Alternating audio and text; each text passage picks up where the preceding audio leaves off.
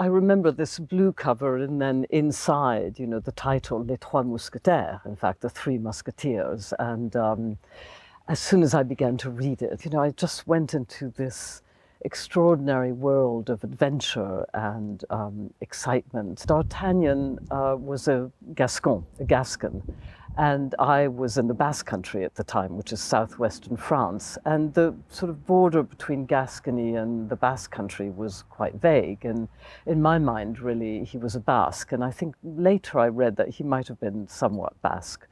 So it felt like another identification, someone who comes from this this waves, this backwater really, and then has all these adventures and goes to Paris and becomes a musketeer. And I think I just thought, this is what I want to do. What? Live out Three Musketeers? Well, I wanted to be a musketeer. I mean, I was young enough. I mean, I can't remember how old I was, but I thought, oh yeah, that's what, I can become a musketeer. I mean, it takes a while, I think, for children to realize that, they're not quite living in the same kind of world, and they can't just become a musketeer when they grew up. I mean, I really thought I could do it. I read in trees. I was a great tree climber, and it was a very good way to have a bit of peace and quiet. In the Basque Country, I didn't have a room of my own, really. We were either in the kitchen or in the garden or something. So it was the private space was in a tree. As soon as I hit adolescence, I think I felt I had to outgrow the Three Musketeers, which I was reading probably once a year, from the age of 6 or whatever to the age of 13. And then I switched totally to Dostoevsky. I can't remember which was the first one. I read Crime and Punishment because I think somebody told me to read it. But the book I absolutely adored was Brothers Karamazov. There was something about Dostoevsky, which I think is very adolescent, which is about sort of passion and hating one's parents and being very close to murderous impulses. I mean, I'm not saying this was, but I think, one has that before you suppress it again. I really like books that take me to other countries. I mean, I think that's the best way very often to discover another country is by reading a book by an author. So I had a couple of years when I was reading Ismail Kadare, the Albanian writer, which I was fascinated by his books. And recently I've read Elena Ferrante, which is these wonderful books set in Naples, which I think are fantastic. And really the history of Italy from 1950s through until now.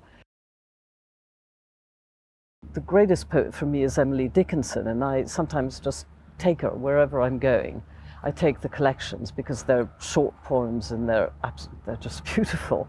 And at particularly difficult times in my life when I've been ill or something, those were the poems I took to read.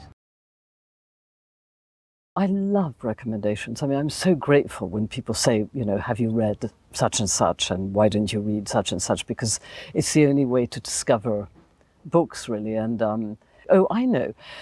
Reading Lolita in Tehran, which is an absolutely wonderful book about reading Lolita in Tehran, about a group of women who have to, read quite privately.